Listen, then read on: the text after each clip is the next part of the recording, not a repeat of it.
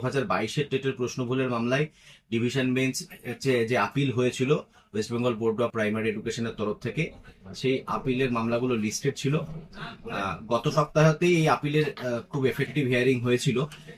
আজকে সেই অর্থে শুধুমাত্র অর্ডার দেওয়ার কথা, কিন্তু আজকে একটু শুনানি হয়েছে। শুনানি হওয়ার কারণ হচ্ছে মেনলি যে যারা পাশ করা ক্যান্ডিডেট, 22-এর টেটের পাশ করা ক্যান্ডিডেট যারা, তারা একটা আপিল করেছে, লিভ টু আপিল, এবং সেই আপিলটাও লিস্টেড ছিল আজকে, সম্ভবত শেষের দিকে ছিল কিন্তু লিস্টেড ছিল আজকে, আইটেম নাম্বার 43 সম্ভবত।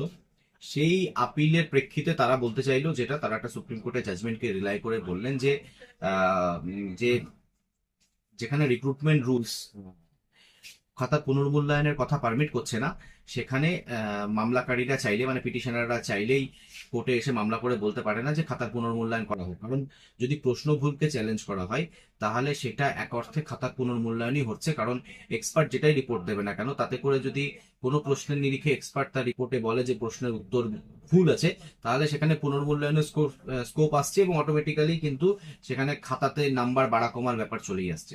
তো এটা আইনত পারমিসেবল নয়, এইটাই তারা 2010-এর জাজমেন্ট দিয়ে দেখাতে চেয়েছিলেন। কিন্তু ডিভিশন বেঞ্চ খুব একটা গুরুত্ব তাতে আরোপ করেনি। তার অন্যতম কারণ হচ্ছে যে আমরা আগের দিনকে হিয়ারিং এ একটা জাজমেন্ট দেখিয়েছিলাম, এবং ওটা খুব well known judgement, Ranvijay Singh এর জাজমেন্ট 2018-তে। সেখানেও এই কথা উঠেছে বটে যে হ্যাঁ, রিক্রুটমেন্ট রুলস পারমিট না করলে স্ট্যাটুট বডি খাতার পুনর্মূল্যায়ন করতে পারে না, কিন্তু সেটা রিট কোর্টের ক্ষেত্রে প্রযোজ্য নয়। এটা গেল এক। দ্বিতীয় হচ্ছে যে এখানে ওই জাজমেন্টে, এবং এটা অনেক পরের জাজমেন্ট, মানে ওনারা যে জাজমেন্টটা রিলাই করছে সেটা 10 সালের, এবং এটা 2018 সালের জাজমেন্ট রণবিজয় সিং, যেখানে রণবিজয় সিং এর জাজমেন্টে সুপ্রিম কোর্ট বলেছে যে কোর্টের মনে যদি দ্বিধা আসে, কোর্ট সবসময় এক্সপার্টের কাছে ওপিনিয়ন নেওয়ার জন্য পাঠাতে পারে, এবং কোর্ট তার পাশাপাশি নিজে কোর্ট এক্সপার্ট নয়, সেটা সুপ্রিম কোর্ট ক্লারিফাই করেছে। কিন্তু কোর্ট যদি মনে করে, রিট কোর্ট, সেটা এক্সপার্ট ওপিনিয়নের জন্য একটা তৃতীয় পক্ষের কাছে পাঠাতেই পারে। তো এইগুলো কনসিডার করে ওই ওদের করা আপিল, যেটা পাশ করা ক্যান্ডিডেটদের করা আপিলটাকে গুরুত্ব দিতে চাননি ডিভিশন বেঞ্চ। ডিভিশন বেঞ্চ বলেছে আমরা আমাদের মতো জাজমেন্ট দেবো, যেটা আসতে চলেছে বলে মনে হচ্ছে। আজকের শুনানির পরে যেটা জজ সাহেব মাইন্ড এক্সপ্রেস করলেন, যেটা সেটাতে আমাদের মনে হলো যেটা যে একদম নিরপেক্ষ একটা এক্সপার্ট কাউকে নিযুক্ত করা হবে, এরকমটাই মনে হলো। হতে পারে এটা বিশ্বভারতী বিশ্ববিদ্যালয়, হতে পারে এটা যাদবপুর বিশ্ববিদ্যালয় বা অন্য কোনো বিশ্ববিদ্যালয়, কিন্তু সেটা এখনই নিশ্চিত করে বলা যাচ্ছে না। কারণ আহ, সেইটা আমাদের কোনো রেফারেন্স নয়, মানে কোর্ট এটা পরিষ্কার করে দিয়েছে যে কোনো পক্ষের সাজেশন আমি অ্যাকসেপ্ট করবো না। এক্ষেত্রে আমাদের যে যাদেরকে মনে হবে আমরা তাকেই নিযুক্ত করবো, এরকমটা যেহেতু বলেছে, সুতরাং আমরাও সেখানে সাজেশন দেওয়া থেকে বিরত থেকেছি। আর কোর্ট বলেছে যে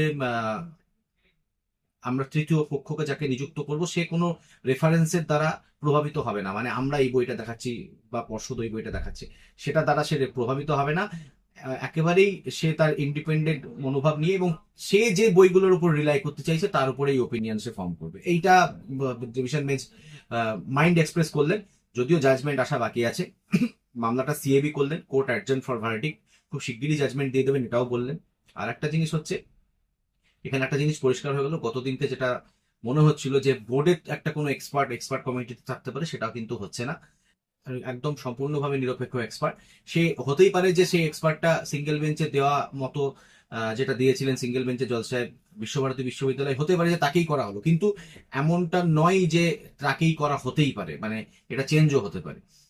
কাকে নিরপেক্ষ বলে মনে করছেন ডিভিশন বেঞ্চ, সেটা পুরোপুরি ভাবে ডিভিশন বেঞ্চ ঠিক করবে। এইটা হলো সিএবি করেছে, খুব শিগগিরই জাজমেন্ট দেওয়া হবে। আমরা মোটের উপরে এই প্রসেসে খুব খুশি, কারণ আমরাও চাইছিলাম যে নিরপেক্ষতার সঙ্গে এটার বিচার হোক। কারণ যে যে টাইপের ভুল উঠে এসছে, তাতে করে প্রচুর ছেলে ক্যান্ডিডেট বঞ্চিত হয়েছে এতে, এবং তারা রেহাই পাবে। কারণ যে যে এক্সপার্টই আসুক না কেন, এই ভুলগুলো অগ্রাহ্য করার মতো নয়।